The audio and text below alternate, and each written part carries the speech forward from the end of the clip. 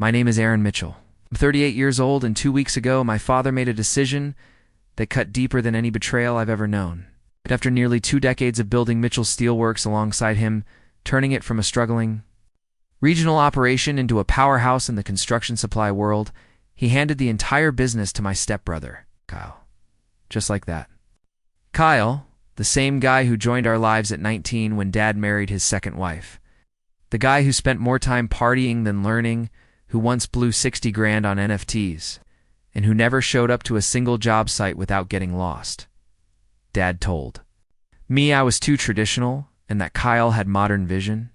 With that, I was escorted out of my own company with nothing but a silver pen and a stiff handshake. But what they didn't know was that I saw this coming months ago.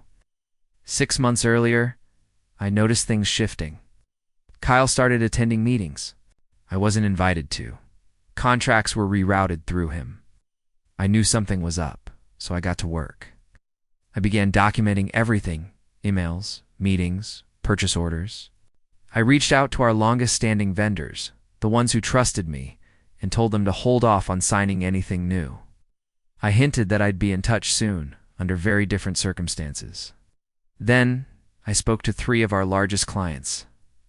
Same developers we helped land multi-million-dollar projects. Asked them one question: what if I built something faster, leaner, and smarter? All 3 said yes. So 2 weeks after Kyle officially took over Mitchell Steelworks, I launched my new firm Forge 1, Contracting. And on day 1, we publicly announced the acquisition of 2 of Mitchell's biggest accounts, worth over $14 million annually. The shock on their end was instant. Within days, half their site leads and project managers jumped ship. Our old procurement manager, he'd been working with me under NDA for weeks. My phone rang, and it was my father. His voice was strained and quiet, unlike I'd ever heard it before. "You're tearing apart everything we built," he said. I answered plainly, "No, Dad. You tore it apart the day you handed it to someone who didn't help build it." In less than a month, Mitchell Steelworks missed payroll for the first time in over a decade. Vendors pulled out. Credit froze.